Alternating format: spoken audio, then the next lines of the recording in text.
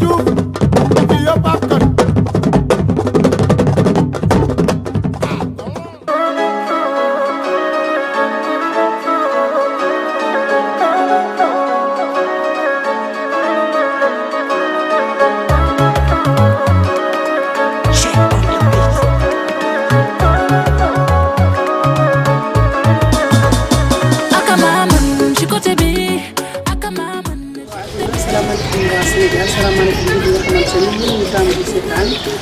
ci seen émission ñu ne tey nag ñu ngi nga xamante ni moom la ñu nekk jigéen boo xamante ni dafay rek ay def macha allah donc moom lañu seet si moom pour mu wan ñu xeetu baax baax li nga xamante ni moom lay jaay parce que su fi nekk jigéen boo xamante ni ci lu baax rek lay yëngu ci lu baax macha allah donc Marietou bëgg naa nga toog. salaamaaleykum. waa kii du Sophie. ça va. ci loolu rek. jàmm bu baax. maa ngi nii rek sant yàlla bu baax.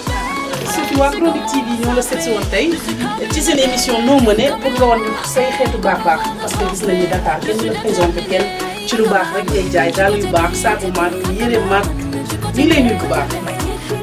merci beaucoup maa ngi tudd Sophie et tout donc di boutique prêt-à-porter la ñu ngi fii Scat Urbam ñu ngi en vente tout ce qui est prêt-à-porter accessoires tissu cérémonie ak yooyu la ñu léegi Sophie rek gi neex na trop macha allah yaa ngi jongama ba yàqu lan la ñuy jaay bagage yu baax yi.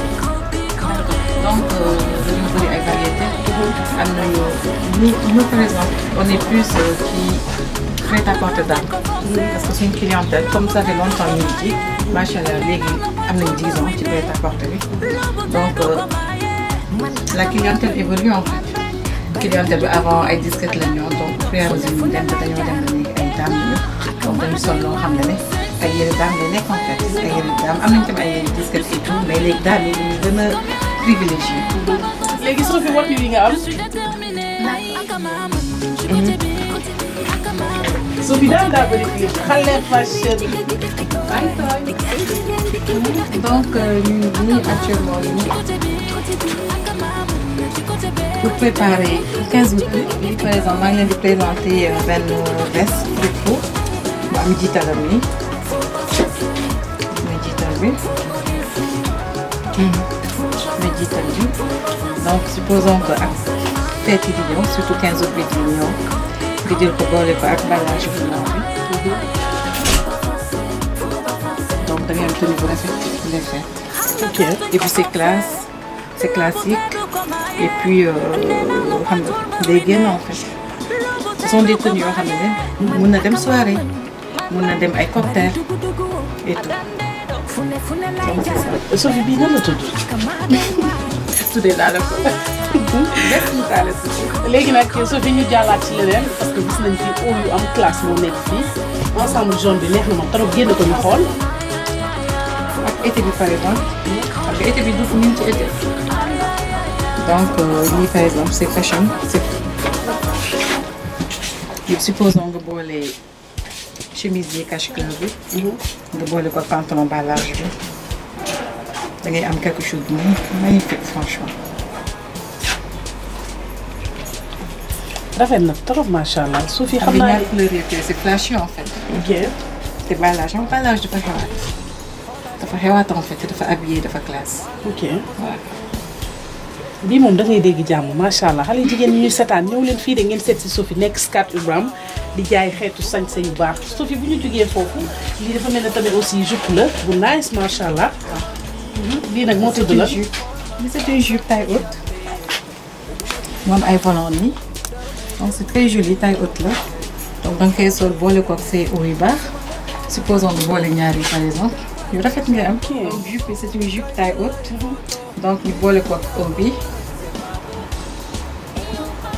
loolu gis nga mu rafetee donc loxo yi par exemple c'est day nekk ay manches bouffantes et tout donc c'est stylé en fait. ok mun nga ko sol dem mariage dem cocktail ak 15 août beeg yooyu dem resto et tout et même si tu veux aussi haut bi mun nga ko jël par exemple nga boole ko ak brocart pour qualité beeg yooyu. waaw dafa mel ne blocard am na marché HLM.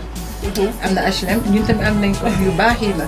ok yu baax yi fashion yi donc nga boole ko brocart et tout donc ça passe en fait pour les fêtes.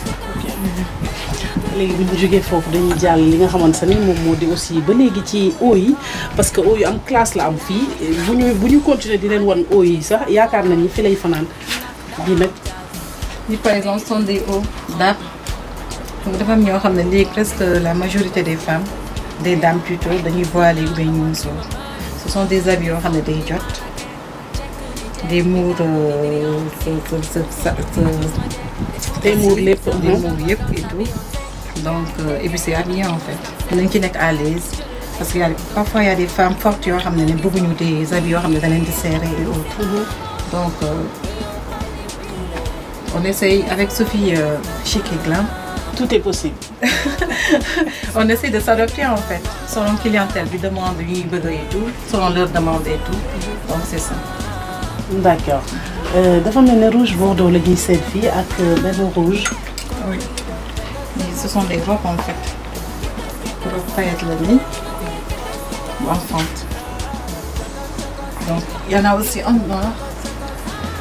dafa mel ne paillette dafa xewaat robe paillette yi. dafa xewaat parce que même soo gisee nii partout ay tissus am moo génn les robes aussi c'est en paillette soo xoolee mannequin bi mu sol tamit c'est un haut boo xam ne tamit la koy finition bi paillette la c'est habillé et par exemple da nga koy jël boole ko avec une jupe courte su fekkee disquette yi la ou bien pour les dames nga boole ko balage ou bien pantalon slim. Et puis c'est classe en fait. léegi nag Sophie ñi nga xamante ni ñoom ñoo lay seetaan xale yi nga xamante ni dañu bëgg lu baax surtout les femmes chic xale fashion yi nan la ñuy def pour jot la. Alors nous on est fii à la Scaturra soo jëlee ruelle Camp Pénal nga ñëw ba y a Maxi Food après Maxi Food bi y a une boulangerie qui s'appelle Ecopain. Donc ruelle Ecopain boobu moom ngay dugg on est à l'angle en fait. Ok numéro de téléphone bi. 78 314 78 78. C'est le numéro. ku la ci woo daal di ko jaay li mu bëgg indi ko ba biir këram. Oui on a des livreurs aussi ñoo xam ne mënuñu déplacer donc livreurs yi mën nañ leen livrer. Et puis aussi clients yi su ñëwee dañ ko fekk personnel bu agréable boo xam ne day accueil rek mooy seen liggéey en fait. ba tey ñi ngi fi nga xamante ne moom moo di boutique bu Sophie defal ma tulu bu baax moo ma sañsel nii def ma jong ma ba yàqu ma ne xaaral ma tourné da nga koy oo téléphone léegi mu indil la ko joxal la ko livreur indil la ko ba sa kër donc Sophie da nga koy xool xam ni xale bu am jom la xale bu am fulla ci boppam di jaay lu baax parce que yaakaar naa ne nit ñi kenn moomu leen soo dee jaay lu baax di jaay lu rafet di jaay sañse yu baax nit ñi dañuy ñëw fekk si la. Sophie gis nañu am nga aussi ay combinaison yoo xamante ne yu mucc ayib la xale yi bëgg nañ ko wan ñu li nga xamante ne moom moo di combinaison yi parce que ci été lañ nekk. Ouais ça bi par exemple combinaison bu bleu la bleu bi par exemple xam nga c'est fashion. dos bi moo nekk nii dos bi moo nekk nii donc on a des am nañu ay variétés yu bëri en fait. Donc tout ça sont des combinaisons yoo xam ne xam nga c'est truc en fait. pour ñi nga xamante ne aussi ñoom ñooy préparer 15 août bi. parce que 15 août bi gars yi dañuy sañse surtout xale yu jigéen ñi. waaw par exemple. ce sont des couleurs yoo xam ne c'est flashy donc bu nga ko génn xam nga si fête yi 15 août bi et tout xam nga def ci yu nice en fait dem resto et tout génn ce sont des habits yoo xam ne day jot. et puis c'est classique en fait xam nga tu peux t'habiller de manière sexy et puis classe tuuti Thiès. C'est ça donc nous par exemple ci loolu la ñuy gën a jouer daal donc yëpp ay combinaisons ce sont des combinaisons balage xam nga balage dafa xewaat. dafa xew. waaw blanc la nii ak tay tamit dafa xewaat c'est ça. wan nañu li nga xamante ne moom moo di eau yi wan ñu combinaison yi tabaski ku jënd sañse bu baax da ngay jënd pochette wala daal wala sac mi ngi nii Sophie wan ñu pochette yi nga xamante ne moom nga am.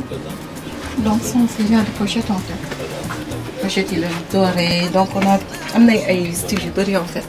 donc ku nekk li nga bëgg soo ñëwee rek di nga ko fi trouver. xam nga parfois il faut nga am quelque chose yoo xam ne day rare. te day simple aussi. c'est ça. Sophie depuis quand nga commencé yëngu ci li nga xamante ni mooy wàllu sañse. yàgg na en fait parce que c'est une mën naa wax ne que passion la. passion donc avant je le faisais donc je travaillais et tout je le faisais à domicile et autres mais xam nga au fur et à mesure ngay dem da nga koy fooye mais benn instant da ngay dem de telle sorte que affaire bi da ngay ëpp doole en fait. ma dem comme j'aimais le faire donc dama doon associé ak sama liggéey. ma dem ba benn instant il fallait que ma choisisse benn. après j'ai xam nga je me suis dit que je vais me lancer sur loo xam ne moom laa bëgg. après je me suis lancée dans ça. donc avant aussi je le faisais à domicile ak yooyu donc sama clientèle yi presque foofu laa leen kii donc de bouche à oreille nit ñi di ñëw ak yooyu donc ma dem ba benn instant xajitu woon sama kër. donc il fallait que ma génn jël benn local boo xam ne sama clientèle yi foofu la ñuy ñëw fekk si. donc c'est ça moo indi boutique bi en fait. kan ngay remercier. waaw ça moom c'est vrai donc j'ai des gens yoo xam ne ñoom ñu mës a épaulé en fait. ñoom mës a épaulé ils ont cru en moi même fit donc c'est ça donc d'abord je remercie ma tante parce que ma tante par exemple ak mes parents sama papa ak sama yaay mais surtout ma tante parce que je me souviens xam nga parents yooyu bëgguñu par exemple ngay jàng di liggéey am sa master war a dem liggéey ci bureau nga nekk di liggéey bureau après un bon jour tu te décides que da ngay arrêter donc c'est pas évident mais ma tante elle était la seule personne boo xam ne daf ma ne soo duggee tam man je sais que dañ ci génn en fait donc elle a cru en moi ah mon papa aussi mon père aussi il m'a beaucoup soutenu donc c'est ça ak ma famille et tout le monde ak ma soeur qui est avec moi aussi Mami Daba et tout le monde daal donc su ma limee les jours. li ñu nekkee ci boutique bi Daba egsi na nii def robe bu baax rakku Sophie xoolal ma talon yi Mariétou jëlal ma lii mais xale bi dafa jox nga ma de Daba ñu ngi lay nuyu.